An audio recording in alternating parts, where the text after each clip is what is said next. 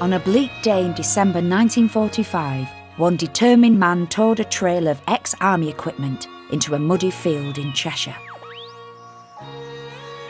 The place was called Jodrell Bank, and it would be here, experimenting with surplus radar kit, that he would accidentally find distant radio waves coming from space. They were basically mapping out something you couldn't see with your eyes.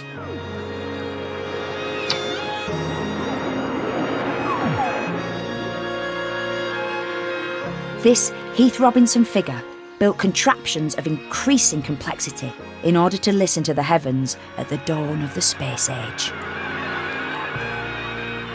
Of course, everybody was wondering what on earth's it going to be. Yet in 12 years' time, he will be standing in the same field in the shadow of the world's largest radio telescope. This strange vegetable was starting to sprout out of the Cheshire Plain. This was the only instrument in the Western world capable of tracking both Soviet and American rockets at the height of the Cold War. 3, 2, 1, 0. Here's Jodrell Bank working for both the Americans and the Russians, tracking their material, and both sides knowing it's happening. I think it might have been just about the only thing that was remotely like that. But the pioneering work of Bernard Lovell wouldn't be defined by the Cold War. His telescope at Jodrell Bank would be at the forefront of a scientific revolution. He was a real scientist. If there was some scientific mystery which he could tackle, he was going to do it. The solution to one such mystery would redraw the known map of the universe and lie behind the most mind-bending discovery of the 20th century. That everything began in a big bang. So who was Bernard Lovell?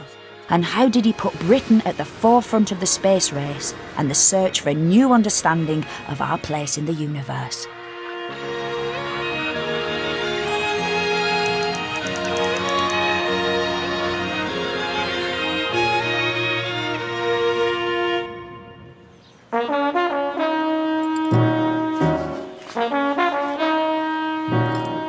It's a weekend in September 1959, and Bernard Lovell is playing cricket. For Lovell, every Saturday was reserved for the game. He was captain of the local first 11, so missing a match wasn't an option. But this wasn't an average day, because the Russians had launched a rocket to the moon, and only Lovell's telescope could verify its landing. Надо было найти способ, как заставить все человеческое общество поверить в то, что мы действительно попали на Луну. И вот тогда вдруг сообразили, что есть в Англии обсерватория в Jodrell Bank. У него были хорошие остро направленные антенны, пожалуй, лучшие в мир. If the Russians' calculations were correct, their rocket would be the first man-made object to hit another celestial body. At the time, both the United States and the Soviet Union were obsessed with getting a rocket to the moon. It was hard for the Americans to admit that the Russian space program was more advanced than their own. This led to rumours that the Soviets were somehow faking it. But neither side had any instrument capable of tracking their own rockets. So Lovell's new radio telescope, in the heart of the Cheshire countryside, was forced to play independent adjudicator at the very beginning of the space race.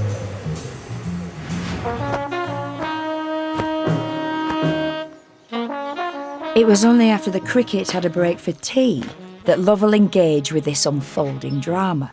Calling Jodrell Bank from a telephone box near the ground, he learned that he and his telescope were being summoned by both sides to confirm the events taking place.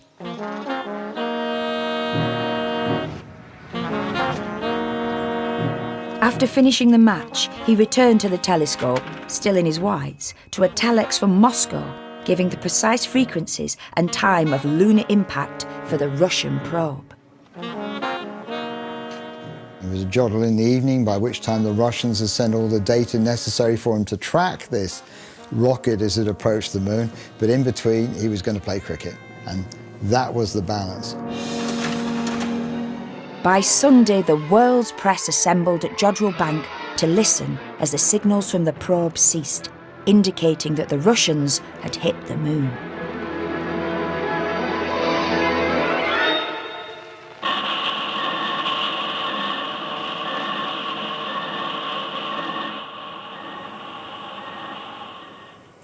What we just heard were the signals from Lunik 2, recorded, picked up by the Lovell telescope here, recorded on the 13th of September 1959 and played back as a sound. The beeps effectively are the signal coming from the spacecraft, and when they stop, we'd actually track the spacecraft right down onto the moon. So it was possible to show that the Russians had sent a spacecraft to the moon. It was the first ever spacecraft to hit the moon, to actually reach the surface of another celestial body.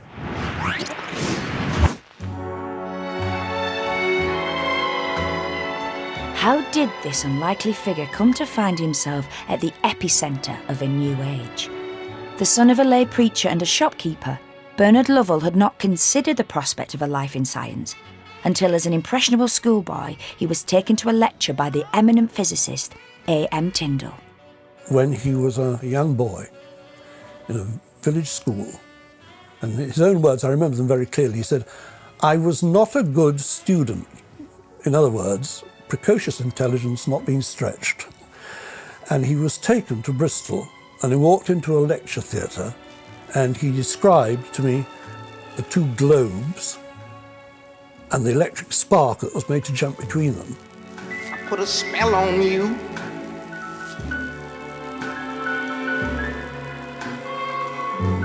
Cause you're mine. And he talked in really vivid terms about the colour of the sparks in the room and the sound of the arc lamps and the smell of the electrical discharge, you know, the scorching of the air across the room. I found them quite enchanting and bewildered, and from that time I had really a great ambition to go to university.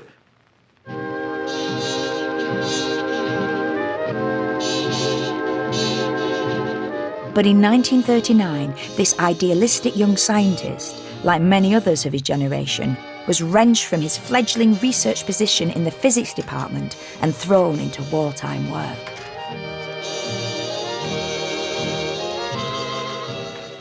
The aspect of Father's work that is generally regarded as critical to the Allied war effort was the development by his team of the short wavelength radar that enabled the war against the U-boats in the Atlantic to be carried on successfully at night. Lovell's new short wavelength radar allowed Allied night bombers to bounce radio waves off U-boats as they surfaced to refuel at night. This revealed their positions and left them vulnerable to attack. Britain was being starved to death by the success of the U-boat attacks on the convoys, and Father's team was instrumental in turning the tide of the battle in the Atlantic. During the war, Lovell was in charge of a team of scientists who developed an entirely new technology at a speed that would have made Steve Jobs' head spin. He made things work which nobody would have dreamed of before the war, so that he learnt a lot of radio engineering, but he also learned about how to run a big project. The wartime work made Lovell understand pressure and how to get things done with limited time and resources. So at the end of the war, with great relief, he was able to return with new drive to his great passion for pure science. Lovell had become intrigued by the possibility that radar might be used to do more than find Nazi U-boats. So when he returned to Manchester in 1945, he came with an army trailer full of now defunct radar equipment. All he needed was a quiet patch of land far away from the noise of the city to set up his radar and start work. Father went to Jodrell for the first time to see if it would be suitable, and had his army trailer delivered there in December 45, and the events I'm describing must have been very, very early in 1946. There was nobody there, it was just my father. Nobody else was on the staff at Jodrell.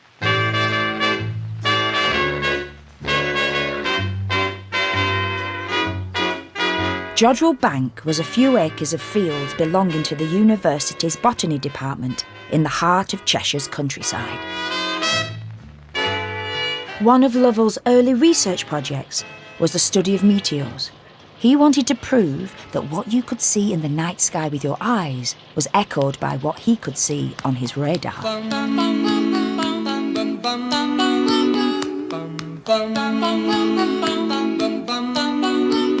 Mr. Sandman.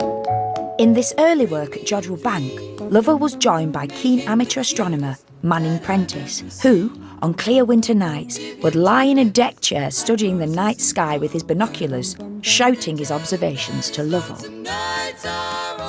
I was allowed as an early treat, I must only have been about 6, to go, to be wrapped up with every sweater I had and be allowed to go and sit in another deck chair next to Mr. Prentice and be there during the night, far, far, far beyond bedtime, while Manning Prentice would bellow out the coordinates of his observations, and inside the trailer, simultaneously, there would be the team picking up the reflections from these meteor trails. Lovell's enthusiasm doubled when this research unequivocally linked radio echoes with meteors, proving that astronomy could be done by using radar. This pioneering research quickly drew eager young graduate students to the fields of Jodrell Bank to build their own radio detection devices, and the place started to look like some kind of strange fairground.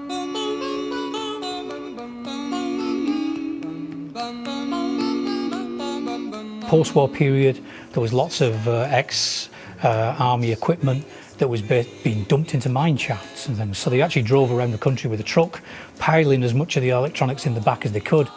It was very much a sort of Heath Robinson sort of seat of the pants affair, where basically people would build their own kit out of whatever they had to hand. We children were involved in this. We don't say, here's a piece of wire, this is a parabola, you're going to put a wire in the centre of it and help us listen to radio waves from space, which, looking back, is a slightly odd thing for a 5-year-old to be told, but it was interesting. I'm sure it was interesting. It was a lot more fun going to the park.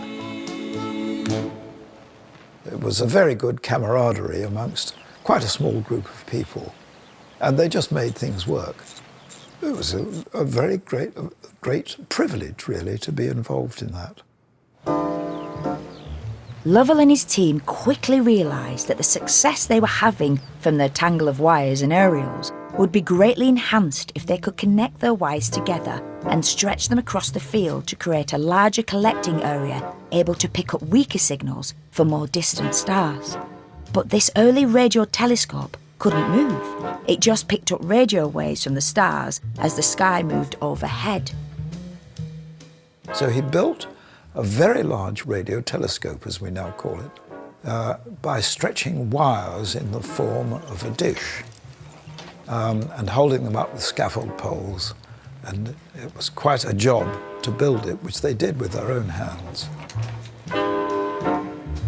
The diameter of the ball was determined by the distance between the hedge of the farmer's field and the truck, the army truck, that they had their equipment in, that had been dragged into the field some years before and had just sunk up to its axles in the mud. So that determined the size of the telescope. That's why it's 218 foot. So this was all very, just seat-of-the-pants stuff, really great pioneering work. My only personal memory of it is being driven past it by my father and seeing what seemed to be a tangled mess of chicken wire with some kind of latticework girder poking into the sky. And my father said, that's some rum kind of thing for looking at things. In 1950, using this contraption, two of Lovell's colleagues, Hanbury Brown and Cyril Hazard, made the first detection of radio waves from the nearby Andromeda galaxy. This was a revolutionary discovery, revealing that other galaxies, besides our own Milky Way, emitted radio waves. This new astronomy effectively remapped the universe. I mean, for thousands of years, people will have looked at the skies just using their eyes, and sort of looked at the stars overhead, the moon, the planets, and they even build structures, you know, Stonehenge and others that are sort of associated with what happens in the sky. 400 years ago or so, Galileo was one of the first to use a telescope. So a telescope basically just enhances the view that your eye gives you. It collects more light, it zooms in on things. But all that involved visible light, the stuff your eye can see. Radio astronomy worked differently, opening up a view of the invisible universe. They were basically mapping out something you couldn't see with your eyes. So they were starting to pick up bright sources of radio waves and then having to go and compare them to what we already knew. And quite often there was nothing there in the existing map. And that was one of the great stories of those early years of radio astronomy, was pinning down what these new radio sources were in the sky.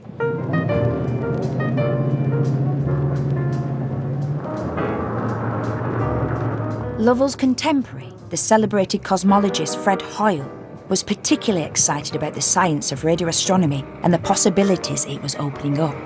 Its scope and reach was mind-boggling. What radio astronomy has done is to give us an extra window through which to look out at the universe. This new view might allow astronomers to look right back to the beginning of time. But Hoyle himself didn't believe the universe had a beginning. He was a leading advocate for steady-state theory, the idea that the universe was in a process of continuous creation. Today, we can peer far into the depths of space and see some of the many millions of island universes we call galaxies. Were they all created in a moment of time, the fragments of a tremendous explosion? Or is creation continuous in a universe that had no beginning and will have no end?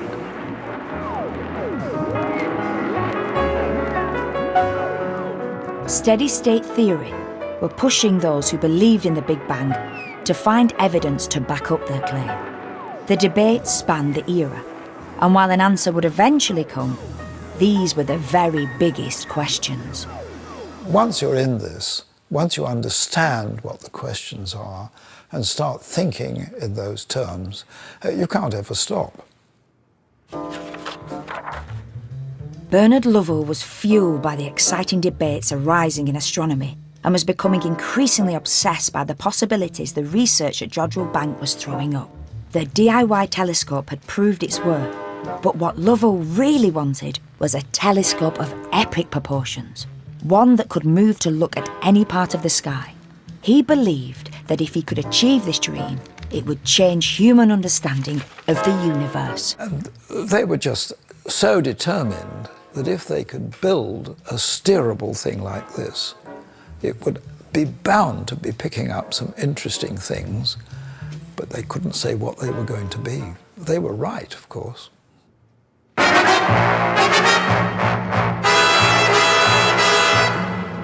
In 1950, Lovell met Sheffield-based engineer Charles Husband. Husband jumped at the opportunity to build something new, and construction tenders went out in June of that year.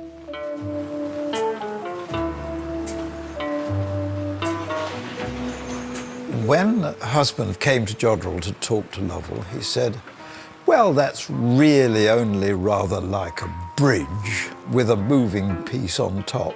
So let's just see if we can't design it. And you have to realize that in those days, there was no computer at all. No question of computer-aided design. It was all done with slide rule and pen and pencil.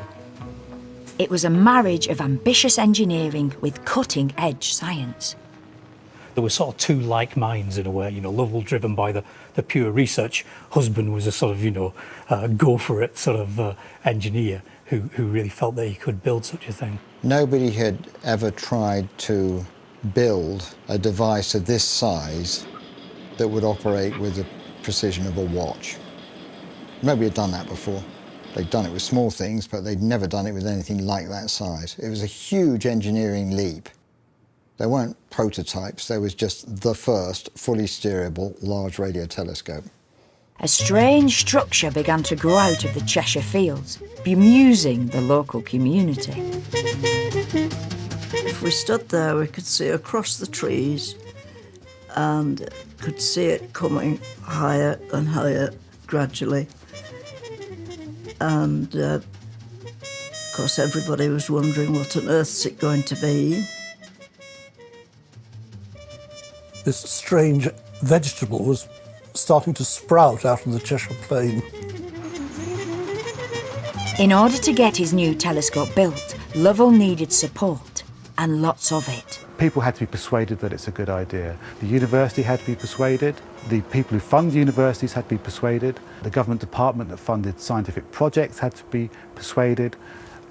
So all those had to be essentially lobbied to very skillfully in order to persuade them to part with what was an almost unprecedented amount of money for an astronomical project in Britain.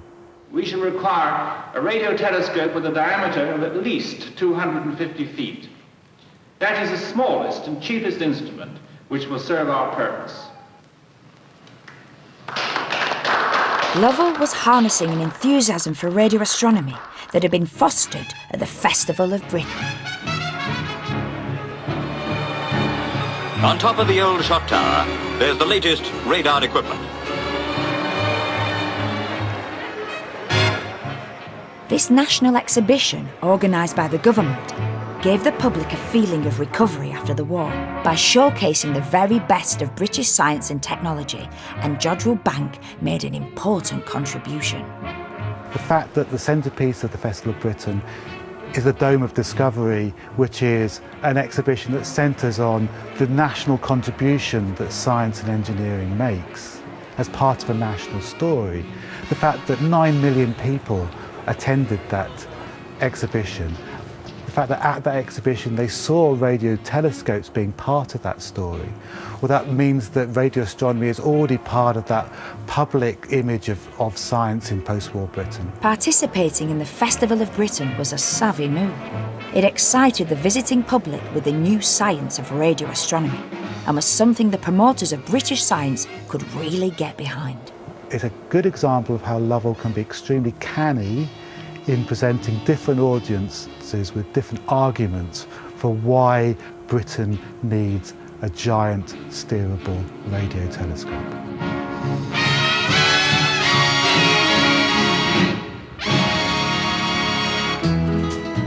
Throughout the 1950s, the construction of the telescope progressed steadily, but costs were escalating. Everybody's talking at me.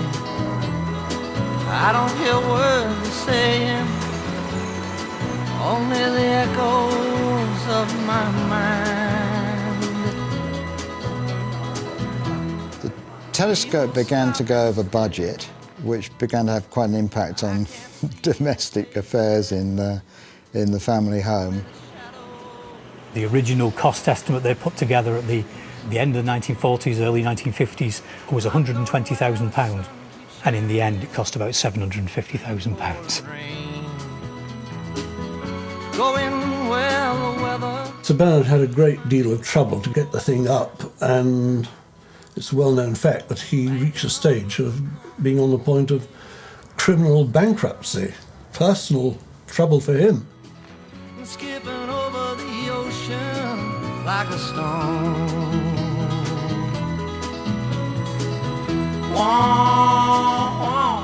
This was public money that Lovell was spending. His project began to court scorn as Parliament's Public Accounts Committee mounted a formal inquiry into the telescope. The Public Accounts Committee could criticise the spending of government departments in such a way that whatever they said, their criticisms had to be listened to very carefully. To be censored by the Public Accounts Committee was an immense shame for a government department.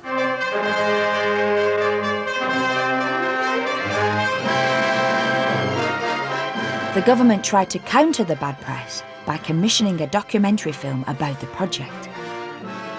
It was to be a propaganda piece for the telescope, showing both the British public and the wider world what an engineering achievement this was, and how important this new astronomy would be in the future.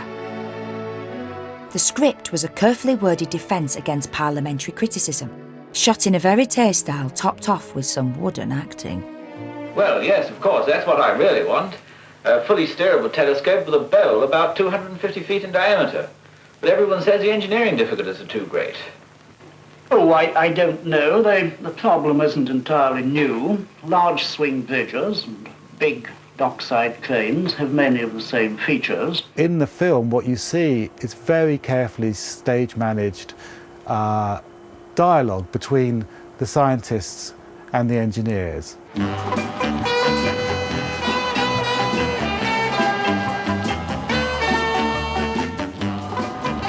But it wasn't a British government film that would save Lovell and his telescope. The miracle would come in the form of a small satellite launched into orbit by a Soviet rocket in October 1957. It must have been a school day morning. I think it was a Friday in October. And there was a tremendous kerfuffle in the early hours and bells ringing. There was a telephone in the hall at home which just about woke you up. Charles' husband had telephoned and said, "Why don't you get Jodrell involved in this Sputnik? It'll help us with our financial troubles." We were saying, "Yeah, why don't you tune into Sputnik?" And he just said, "Because it's trivial, it's easy, anybody can do it."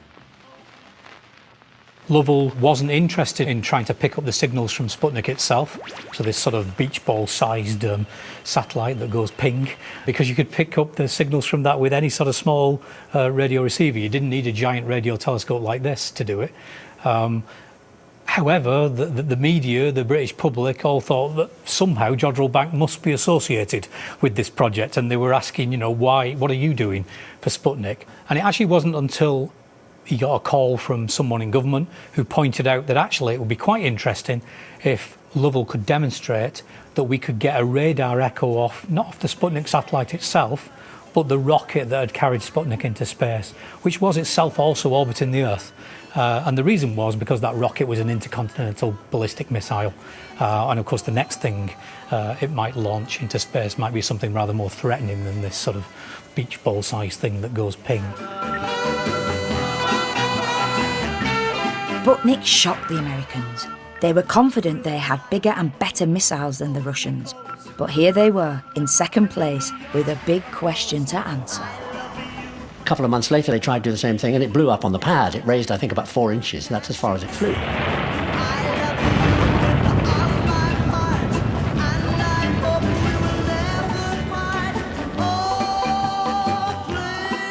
News about Sputnik sent scientists rushing to Jodrell Bank, as they knew it was the only place that had a hope of detecting Sputnik's carrier rocket. Everybody came back into work. I mean, the whole thing, you know, between the 4th of October, the following week, everybody was back in. They did probably a few months' work in a matter of a few days. Jodrell Bank's radar equipment was being monitored around the clock. Lovell and his colleagues were looking for the unmistakable trace the Sputnik rocket would produce on their screens. This was all very exciting for one schoolboy. By the next Saturday night, they tracked it, and I was there. He says quite correctly in his memoir of this that I pleaded with him to be present. I felt I'd earned it because I'd been cycling up and down with sandwiches and tea from home for all the press, who by now were everywhere at Jodrell. Jodrell had no experience of this. There's this place that is in the middle of fields in the middle of Cheshire, and suddenly there's Raymond Baxter on the roof talking into microphones saying this is history being made. Everything's going on. And I was allowed to go in this hut, and I saw this echo on the cathode ray tube. I can see it now. Incredible. Photographs taken of that cathode ray tube and developed and then magnified and projected in front of the assembled media, and Lovell was basically pointing out the trace, the black line that was the flash of the radar echo, the pulse beam coming back from the rocket as it orbited the Earth. Father reports correctly that he did say to me, if the sight of that doesn't make you a scientist, nothing will. In the early years of the space race, Jodrell Bank was the only place in the world with radar capable of tracking the first rockets both Russians and Americans were launching into space. So it was relied on by both superpowers. But Lovell's telescope wasn't designed for tracking, and some of the astronomers on his staff were dubious about giving the telescope up for this purpose. You read the original design study for the Lovell telescope as it was. Tracking these space missions was not part of the remit. We were supposed to be looking at the planets and things much farther out in space. And of course that work did continue. But suddenly this new arena opened up, and not only the sort of peaceful use of space, but also this great tension between these two superpowers. And I think Jodrell sort of forged that path between the two. I mean, this instrument was so far ahead of its time. As an engineering achievement, it was astonishing, and as a scientific instrument, it was uniquely capable of performing some of these tasks for both the Russians and the Americans.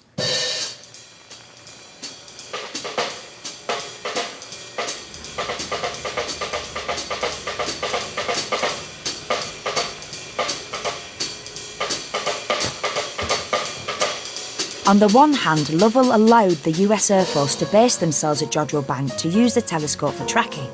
And on the other, he invited Russian scientists to search for those space probes. Given the political climate, working with both sides at the time was totally unorthodox. 3, 2, 1, 0. Here's Jodrell Bank working for both the Americans and the Russians, tracking their material, and both sides knowing it's happening. I think it might have been just about the only thing that was remotely like that.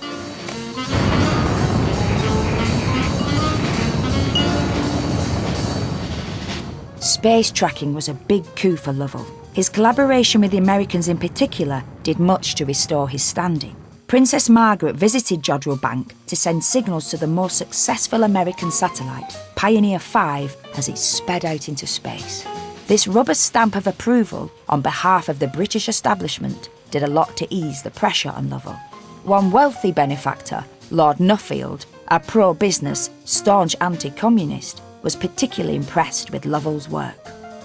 These various activities, although they were, as I've said, a small proportion of the work of the telescope, were very important. And one result was that the funding of the telescope, which had actually still lagged behind, was completely cleared by Lord Nuffield, who telephoned Bernard Lovell one day and said, "How much more money do you need?" And said, "Don't worry, we'll pay that." My impression is that Lovell's achievement was fantastic, given the situation in the country, given the fact that it was nearly bankrupt, given the fact that nobody was interested in doing kinds of things like this. We were very inward-looking, very negative. It was a dirty, dark place in those days. And I think for him to have collected some of the money together and gone at it so hard to do it and get to within, what was it, 50,000 that the phone call paid? I'll pay for that, bingo. I mean, it was a brilliant. It said a lot, I thought, for the steely purpose behind that charming and urbane exterior. Oh, give me your attention. There's been a new invention. It isn't any larger than an adding machine. It's only fair to mention, though it's a new invention, it's one that you have heard about, but few have ever seen. I tick, tick, tick. Why do I tick, tick? What amazing... By involving himself in the space race, Lovell tactically saved the telescope from ruin. But in 1962, as the Cold War intensified, a confrontation between the United States and Russia over Soviet ballistic missiles in Cuba escalated. A dramatic standoff between the two superpowers brought the world to the brink of nuclear war. Lovell's telescope was the only radar system in the UK capable of detecting incoming missiles, so it became the first line of defence. This sent Lovell into a torment of anxiety. And at the time of the Cuban Missile Crisis, there was a team of trained military personnel, trained to use the telescope, who were on standby to walk in here into the control room, to take over at the control desk here and to drive the telescope round to point east and to send out the radar pulses looking for the echoes from the missiles rising.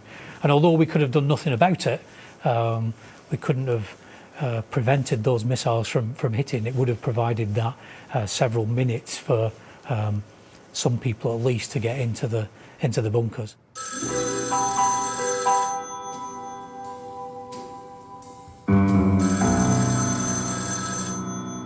a new phone with a green handset appeared on Father's desk in his study at home, and that phone was not for use for any outgoing calls, and certainly not for use by any of us.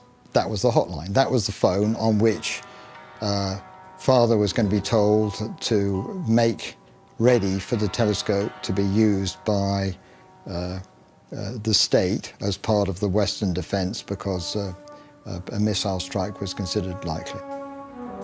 Once again in his career, Lovell found himself engulfed by the threat of war, his scientific work threatened by political forces quite beyond his control. The Russians then invited him on a state visit, only a matter of months after the drama of the Cuban Missile Crisis.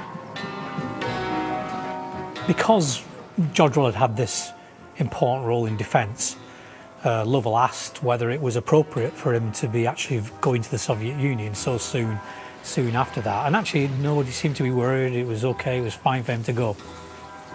He went along, and the surprising thing was that he was surprised by this. They took him to see what was the top secret facilities down on the coast of the Black Sea. So he was shown around this whole place, and then I think maybe even gently persuaded, might he consider the possibility of staying. You know, they could offer him some money to build his own large telescopes there in Russia.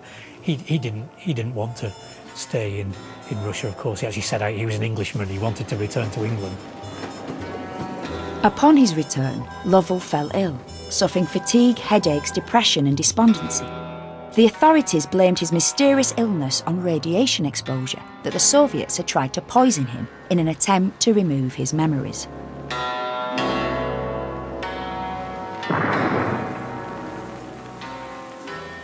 I don't think there was anything in that story, but it was an important thing for him. I mean, later in life, Father rather warmed to the idea the KGB had nobbled him, but I don't quite believe that. What I do remember is that after years and years of tremendous strain in dealing with the telescope and of going through the Cuban Missile Crisis with the telescope as an instrument of defense for the West, and an exhausting trip to Russia, that I think Father was just wiped out.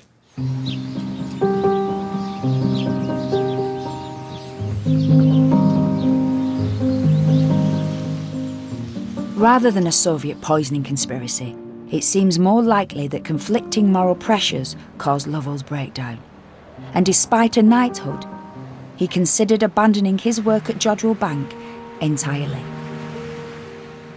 He had devoted enormous energies, long periods of time, wading against the currents of ignorance to get his dream, his vision, made real and concrete and operational. And he was a pure scientist. And when it became the interest of the military and the politicians, he was deeply depressed, really shaken to his foundations of belief. And he has spoken about this, and he said that at one point he considered resigning and entering the priesthood.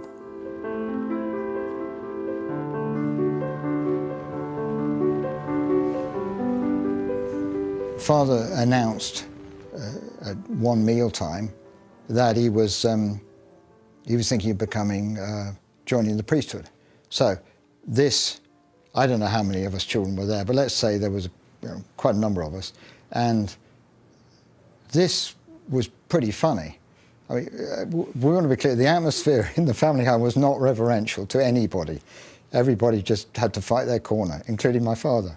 And so there were gales of laughter at this. We thought this was really funny. And I can't remember the detail, but I'm sure one of us attempted an imitation of a sermon given by Bernard Lovell, explaining how God might well not exist.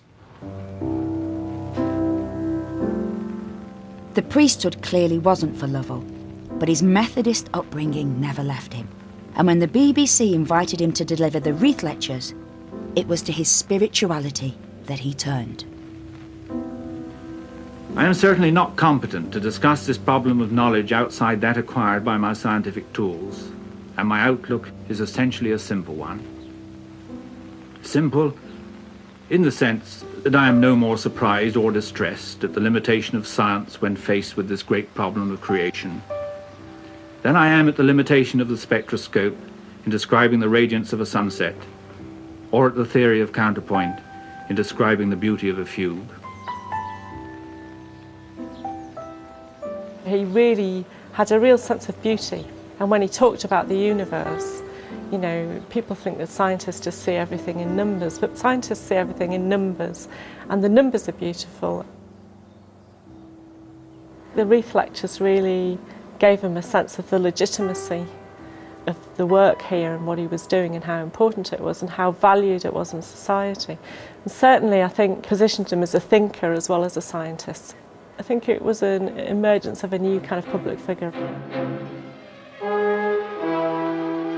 While Lovell was now a public intellectual, the Jodrell Bank story had also found its way into popular culture via a BBC drama starring a new acting talent, Julie Christie.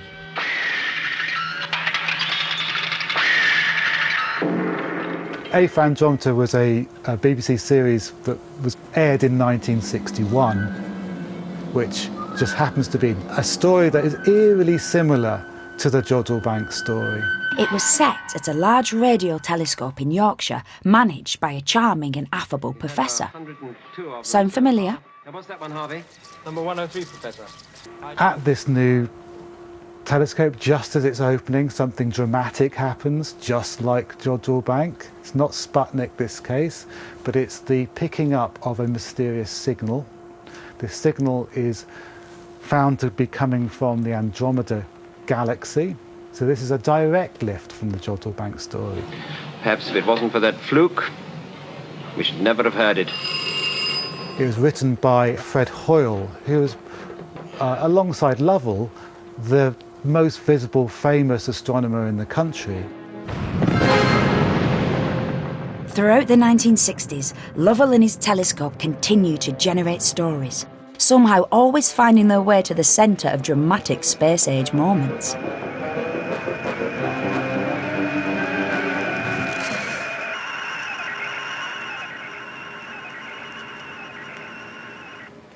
Those weird sounds came from a spacecraft called Luna 9, again recorded here at Jodrell Bank in 1966.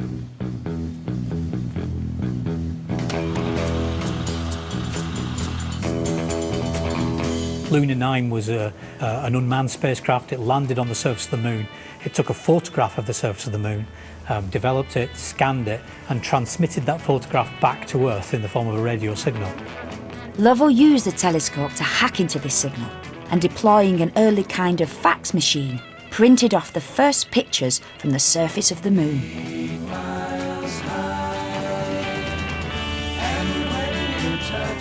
These were soon all over the news. Nothing like this had ever been seen before. After Luna 9, Bernard Lovell was soon thrust back into the spotlight when James Burke, the BBC's main reporter on the space race, asked him to contribute to his coverage of the audacious quest to put men on the moon. We asked Lovell on the show because he was a fantastic performer. The audiences absolutely loved him. You know, charming, urbane, affable, articulate, spoke with great clarity about what he was talking about. He was also, of course, the president of the Royal Astronomical Society, so a big wheel, and he gave the programmes kudos. He gave them authority. If somebody like that would come on our show, it would make it look better than it was. And it did, and he did.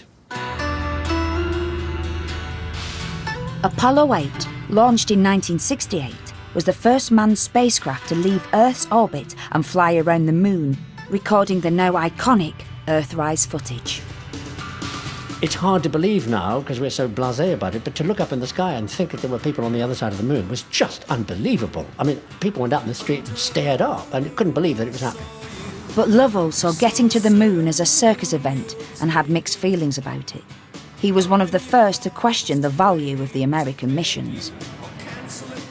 When Bernard was in the studio, inevitably the subject of the scientific purpose of the missions came up, and he was understandably ambivalent about it, as indeed many scientists were at the time. And so what then does this particular exercise add to our knowledge in terms of observing the moon's surface? Sir Bernard? I don't honestly think that you must search too much for any new vivid scientific facts which are going to arise from these photographs or from this flight. Yes. It's important to emphasize this is not really the point of it at all. We must treat it as a really tremendous human adventure and a superb engineering achievement. And I think later in life, he said he became even more ambivalent about the question of whether or not you should send men anywhere. He did on Apollo 8 and later say that these were great technological triumphs, which of course they were, if you think about it. You know, computing, for example, the amount of computer power they had. You know, I've got more on my cell phone today, but they got to the moon and back.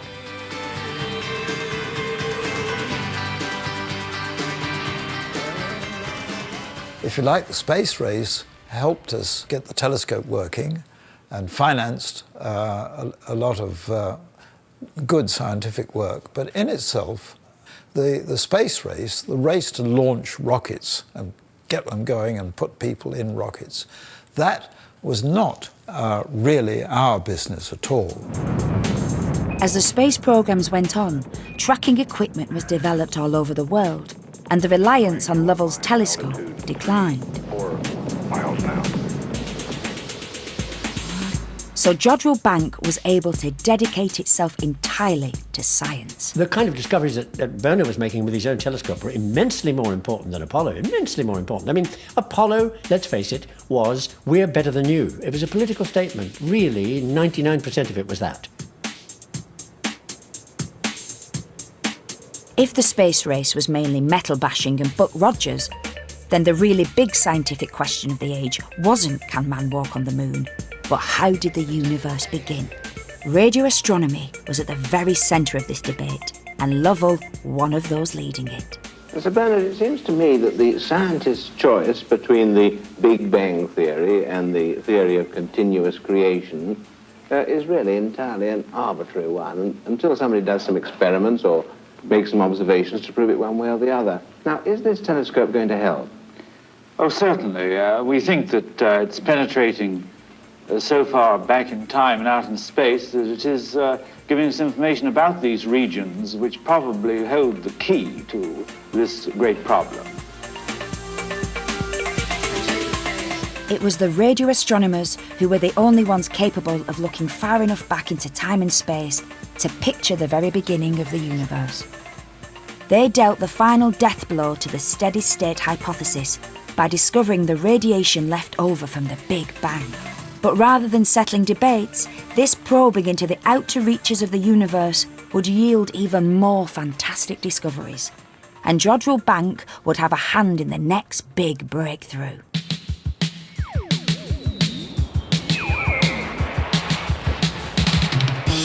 One gifted student was inspired by a formative summer at Jodrell, being introduced to the cutting edge of experimental radio astronomy. Jocelyn Bell Burnell went on to do pioneering research at Cambridge University, from where she would make one of the most important astronomical discoveries of the 20th century. I began to notice there was something slightly curious on the records. They came out as paper charts. And, of course, on these charts you could see radio sources, but there was also something that didn't quite fit either bill. It wasn't exactly a twinkling radio source, and it wasn't exactly interference either. And it finally turned out to be this signal that goes blip, blip, blip, blip. Typically, when you look at radio waves coming from outer space, if you were to play those signals through a speaker, you'd hear a hiss, sort of a white noise. There'd be no pattern detectable in there. Now we had this regular pulsing pattern. And that was, in a sense, that would be exactly the sort of thing you might expect if someone was sending a deliberate signal. The natural assumption is it's artificial. It's Earth man-made. Only it wasn't Earth man-made because it moved around the sky with the stars. So is it E.T.? Is it little green men out there? But when Jocelyn found similar signals across the sky, it was soon realised that they were, in fact, exotic astronomical objects. And then about the same time, I found the second, the third, and the fourth. And then it gets really incredible that these things are little green men. It has to be something much more natural. And it was soon realised, actually, that these things were not extraterrestrials, but actually perhaps something just as exciting for a physicist. They were things that we now call pulsars. They're actually the remnants of exploded stars. So when stars, more than about 8 times the mass of the sun, reach the end of their lives, they run out of nuclear fuel and they collapse in on themselves. And we see them because they beam out radiation from their magnetic poles. And as the star spins, it behaves exactly like a lighthouse. So this beam sweeps around and you see a flash, flash, flash.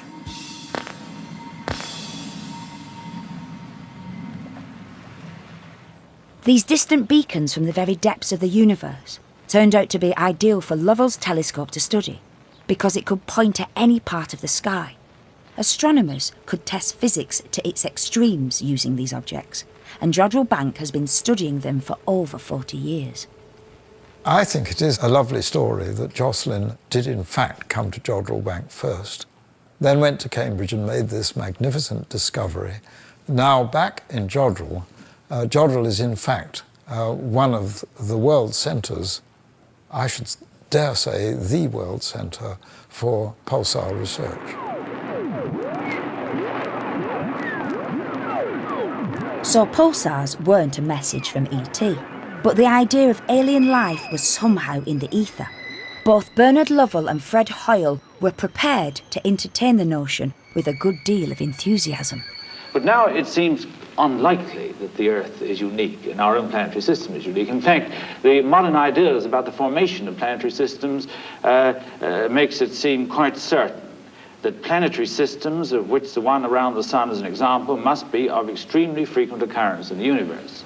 Nature doesn't do things in ones and twos. She's not mean. There are millions of planets, millions of stars and millions of galaxies, and very likely up there, millions of other different kinds of intelligent creatures. What was once the sole concern of B-movies was now being seen as a legitimate scientific query, backed up by the nation's leading astrophysicists.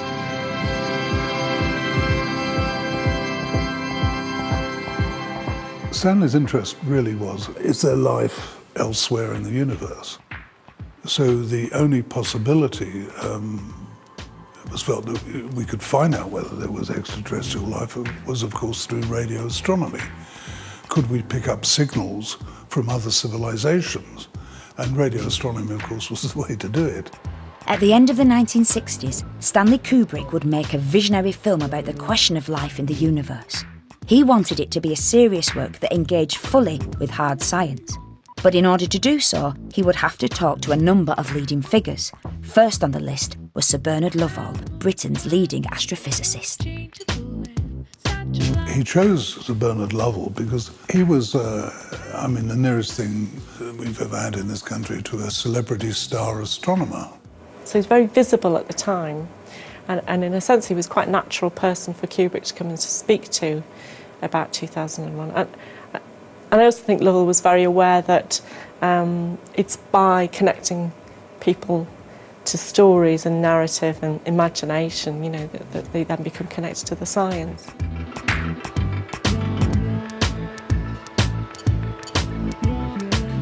I think that there's a great similarity between Stanley's work and Sir Bernard Lovell. And I think it can be summed up in one word, determination.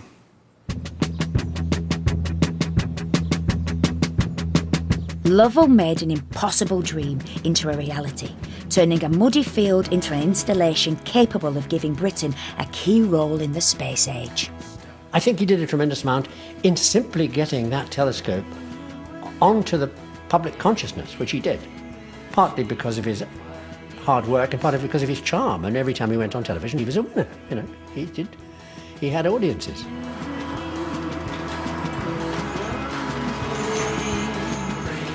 From a speculative beginning, the Lovell telescope is now an icon of British science. This telescope still doing cutting-edge scientific research. And actually Jodrell Bank's now the home of the next great radio telescope, the Square Kilometre Array, which will see the future of radio astronomy for at least the next 50 years.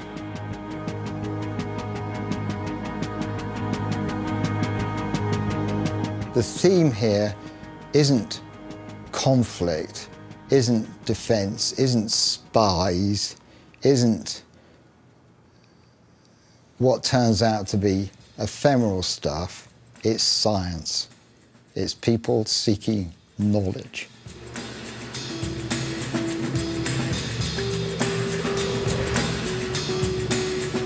The telescope is obviously an impressive scientific instrument, but what Lovell built far exceeds its initial purpose and has inspired more than a small group of astrophysicists. From science fiction creators to small children who wanted to build it out of Meccano, the telescope is more than the sum of its parts. You walk onto that site and look at it and you just think, wow, I mean, it's overwhelming. I mean, this beautifully sculptured form. I mean, it certainly sort of knocked me for six. I mean, I was lost for words, you know. I think people have a really strong response to it because it's so big, and I think it's kind of a sort of visceral human thing. You know, I'm from the northeast of England, and the Angel of the North has had a similar impact on people. You know, there's a real sort of sense of ownership and place, really, and people regard it as something that signals home or signals their own sense of belonging and heritage. And I think that, connected to the fact that they also know it's picking up signals from way out in space, which is a really fascinating thing for everybody.